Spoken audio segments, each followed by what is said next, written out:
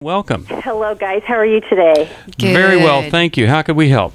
Good. I love you guys. I want you to know that. First off, Steve, I've been to one of your seminars to New Life Weekend, and Henry, I've been to 2 of the UL conferences. And Sherry, you were my magnificent facilitator in 2010, and just worked with the group cool. we called ourselves Princess Warriors, and you were just fantastic at connecting with all of our hearts. Wonderful. Hey, Lori. Anyway, my question wait a minute. I got a question for you. Have you ever heard yourself on the radio?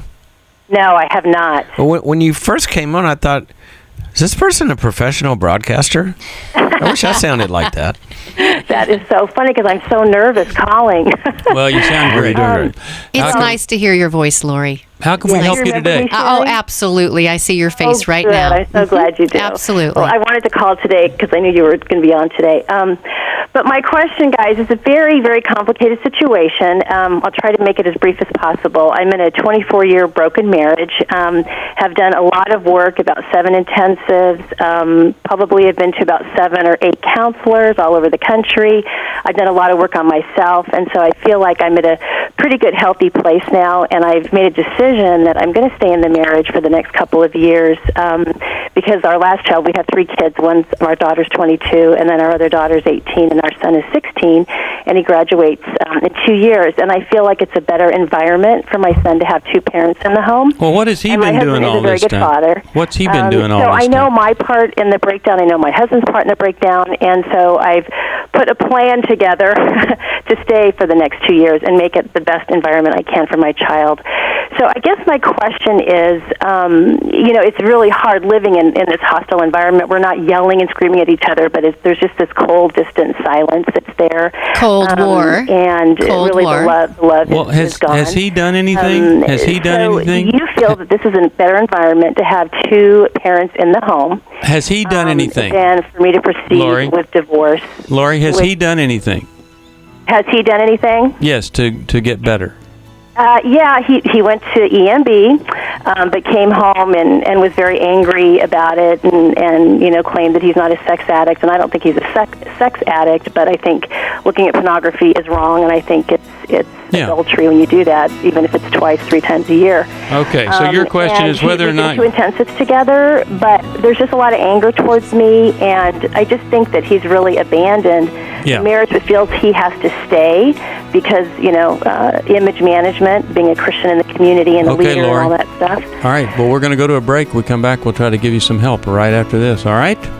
You're listening to New Life Live, 1-800-NEW-LIFE. If you can help us, we need your help. It's January after all the big year-end giving, and we could sure use your help.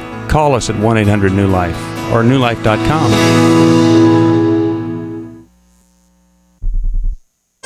Hi, this is Stephen Arterburn from New Life Ministries. We know that Christian counseling changes lives. We hear evidence of that every day. I feel like I'm a person for the first time in my life. I feel like I wasn't whole before, or that I couldn't enjoy life. I had such a big weight on my shoulders that I had nothing to look forward to. I'm such a better wife, and I'm a better daughter, friend, a better worker. I feel absolutely free. Our nationwide network of licensed Christian counselors means there is help available near you. If anybody is considering Christian counseling, then they need to do it. They need to take that step. You don't have to be stuck where you are, but you can't really expect to change unless you take action. Call us today at 1-800-NEW-LIFE. It could be the start of a whole new life for you. Christian counseling works, and we can help. Call 1-800-NEW-LIFE today. Someone who cares is always there at 1-800-NEW-LIFE. Hi everybody, Max Lucado here. As a pastor, I've seen how important it is for people to come and get good Christian counsel. People make decisions that turn out to be the wrong decision.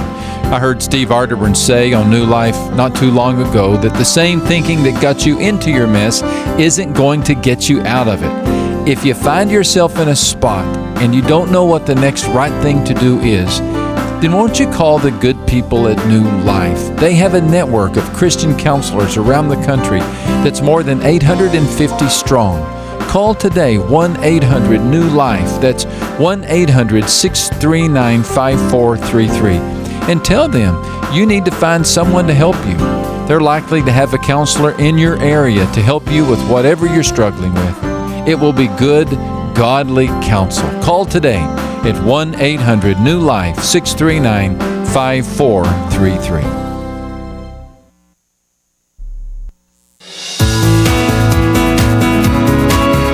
To find out more information about New Life or to order any of the resources mentioned on today's program, call 1-800-NEW-LIFE. Now, back to the program. We're back. Steve Arterburn here with Dr. Sherry Denham, Dr. Henry Cloud. And let's go back and let's talk with, it was Lori. Okay, Lori. So, what was her question? Is it? What's the question, Lori? The question is, how do you feel about a couple staying in a marriage for the sake of the child? Okay, well, I think we've got a lot of different things we can address here. Hold on. I think staying in the marriage is good.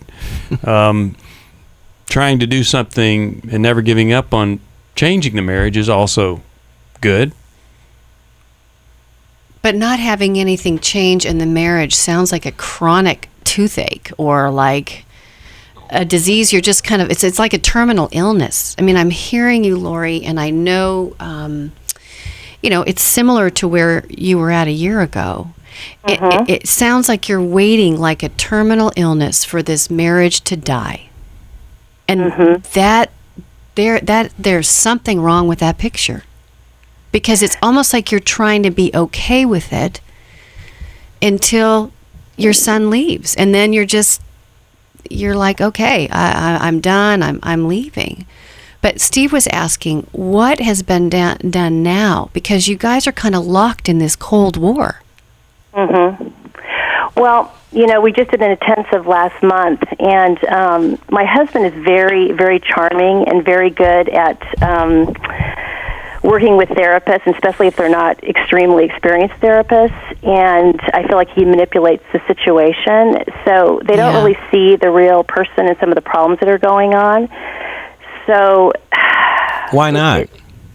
Why not? Yeah, if you're there also and you're talking about them, why does the therapist say you're lying, or what? No, my husband, he can get around situations very. It's very hard to explain. That's why I was saying it's very complicated. Well, let me just ask you though, Lori. I mean, I've seen slippery people before, right? But if there's another person in the room, it's sort of like Proverbs says, a person's story sounds right until another one comes along and clarifies it, right? So if you're there, what happens between you and the therapist? If you're saying, what he just said is not true. Here's what actually happens. Boom, boom, boom, boom, boom. Here's the reality of the last 6 months. Boom, boom, boom, boom, boom. I guess that really hasn't occurred. That should probably occur.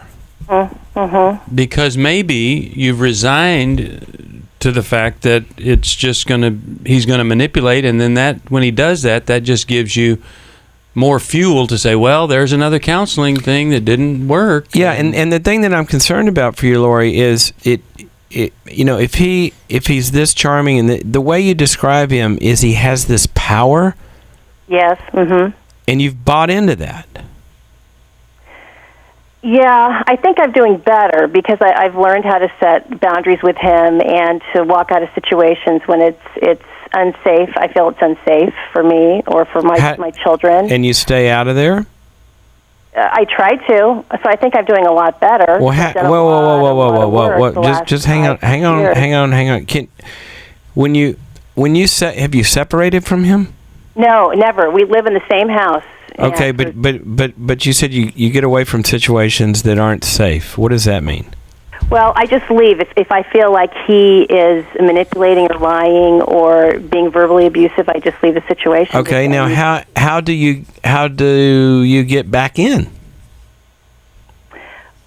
I don't. We never resolve the conflict. Well, no, hang on. You do get back in because you go back and join him at some point, right?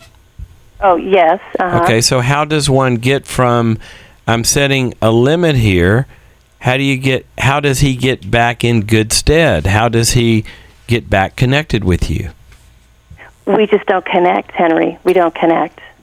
No, I understand that, Lori, but look, here's what I'm trying to tell you. This is very important. Is the role of discipline in each other's lives. When I tell you something, if you bug me or I bug you, okay, and I say, Lori, you know, what you just did was it hurt me, and you're screaming at me, and this, that, and the other. I can't be around this. When you can see that, then I will come back around you. Okay, that would require that Lori says, you know what, I really see what I did. I'm sorry. You know, I really hurt you. I won't do that again, or I'll try not to do that again. And then we reconnect. What I hear you saying is you go back and reconnect, but it's never, he never has to own it to get the connection back. Mm-hmm. So what should she do? Right? Well, I have a question, Lori. Remember we talked about the How We Love book, Mylan Kaye's book, and we talked about attachment and holding therapy? Right. What have you done with that? Well, I haven't done anything with that. I know that he's the avoider, and I'm not sure the part I play in this. You might either be the pleaser or the vacillator, right? And so there's some intimacy issues. But bottom line, part of the New Life weekends is because we come in like Navy SEALs and we try to give you one or two things, or God does amazing things, but we might give you one or two things to walk away with, to try. You and your husband are in a Cold War, and it's really about bonding and attachment. Okay, so what should she do? We've only got a couple of minutes. I say you need to go to a couples counselor that is willing to do holding therapy. I stand on that because he is not, you guys have got to get past that Cold War, and I think it's about intimacy. Disconnection is not going to bring you guys together. It's going to be face to face, eye to eye, and the holding therapy's in that book. Yeah, I would have a different perspective, and there's all sorts of different perspectives, and you can look at these. But if you've got someone that never owns anything, generally reconnecting works when somebody has a need, and the kind of limits and boundaries that tend to turn difficult situations around are ones that are firm enough to where for somebody to get back in, they've got to do some ownership about what they're doing. So you're saying maybe get out, step back, and then step back in. Say, you know what, I want to reconnect with you, and we can go. Okay. All right. Very good. I'm glad you called, and let me send you Boundaries in Marriage.